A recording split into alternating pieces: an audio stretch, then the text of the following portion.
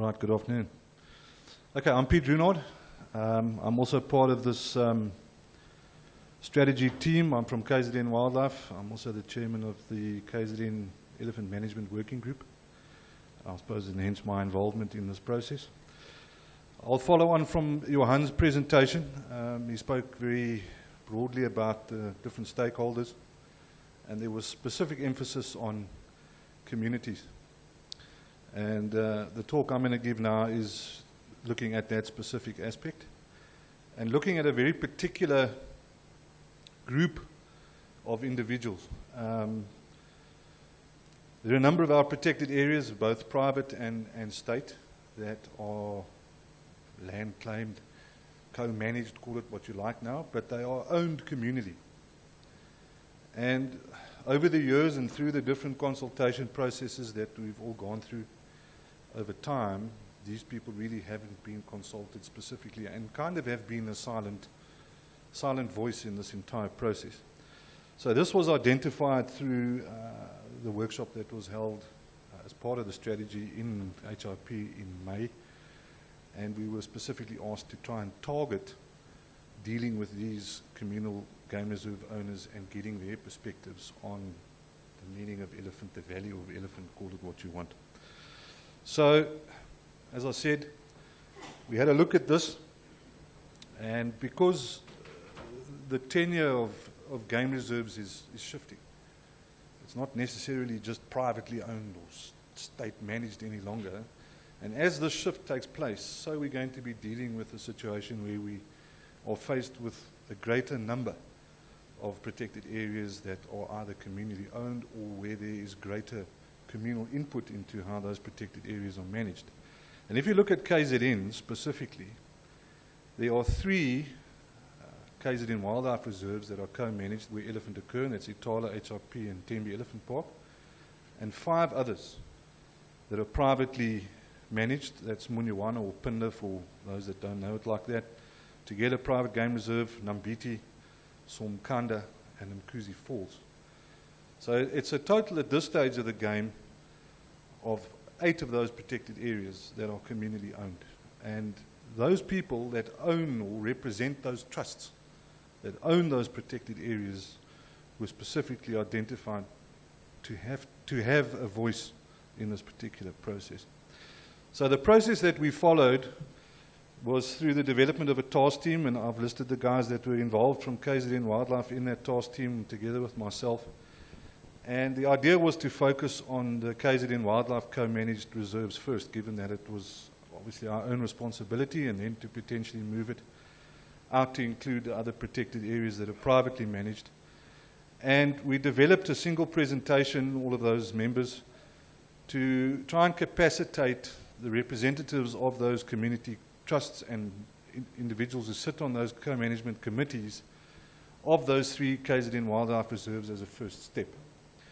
So that was done, and the presentation consisted of the following aspects, and it was presented at the end of October, 21st and 2nd of October in HRP, and the presentation consisted of those aspects. The history of conservation in this country with regard to elephant, the basics of elephant biology, elephant ecology. Importantly, obviously, the international and national perspectives that play such a key role in how elephants are viewed and how elephants are managed. Very specifically then, elephants and the law. And then lastly, I spent about 2 hours just going through the management challenges associated with elephant. And after that, we gave those representatives an opportunity to provide us with feedback. And I'm just going to go through a whole lot of slides here that are the outcomes of that. Now, what I do need to say at the outset is, unfortunately, Tembe and Itala were represented at that workshop, and HRP wasn't. It was a glitch in the system. They'd been at a whole week-long workshop the week before and couldn't come again. So the representation probably wasn't as good as it should have been, but we should further note that this is only the first of these kinds of consultations that we're going to have.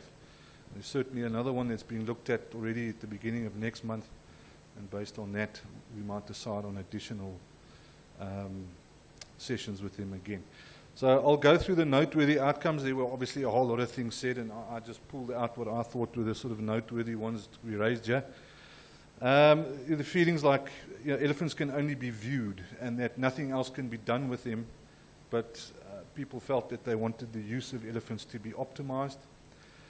Very importantly, and I think this ties into some of the discussions that will be in the next session, is that older people knew how to live with elephant and amongst elephant, but that doesn't exist any longer. That younger people fear them, they don't necessarily understand them, and they obviously don't live with them. So they're concerned that knowledge is no longer there, and elephants are just seen as a threat to people. Some people felt that elephants are like cattle, that we keep them, we protect them, but we don't really get any benefit out of them. And they felt that the international community had a whole lot to say, like Johan was rightly pointing out just now, about how things are done with regard to elephant, but at the end of the day, they African animals, South African animals, and belong to people in this country. That was further echoed that concerns in the international community, or with the international community, withdrawing resources, where those resources could actually be used to assist both with elephant conservation but also with community support. One of the big ones, as I said there, this is a big issue. No ownership. They feel no ownership towards these animals, which I think is really concerning. That they felt that there was only value in the animal when it was dead and not when it was alive, and I mean that's fairly obvious. This is an interesting one. They openly said that traditional uses exist, but they weren't willing to go into any kind of discussion about those at the meeting, and I'm not exactly sure why. But I think we'd always identified that as a particular thing to target. However, they didn't want to go into those discussions. So hopefully at a later stage we will get into those, because I think they are crucially important. There was very specific reference to reserve expansion, and they were very clear that that could only work if there was community benefit and buy-in at the same time. So I think that refers very much to our kind of checkered history with reserve expansion and how conservation has sort of been viewed in the past as sort of land grabbers, and we just come in, take over, put up a fence, kick everyone out, start sticking guns in people's nostrils, and then everyone's got to be happy with that. So they were very clear about that. They identified poaching as a problem, but felt that there was too little collaboration between reserves and the neighbouring communities. And this I found very interesting, and I hope, Rob, that I wrote this down correctly at the time. But they identified their own ignorance of our legislation as a problem, and actually felt that there was a belief that some people still felt that trade was actually legal, but that they understood that it was originally illegal.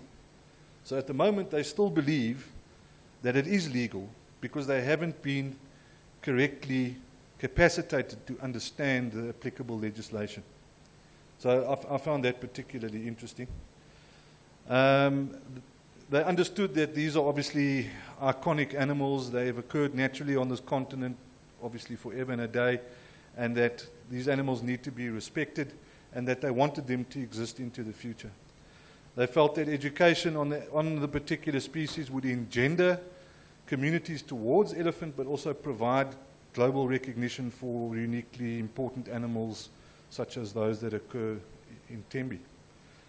And then again another reference to traditional knowledge.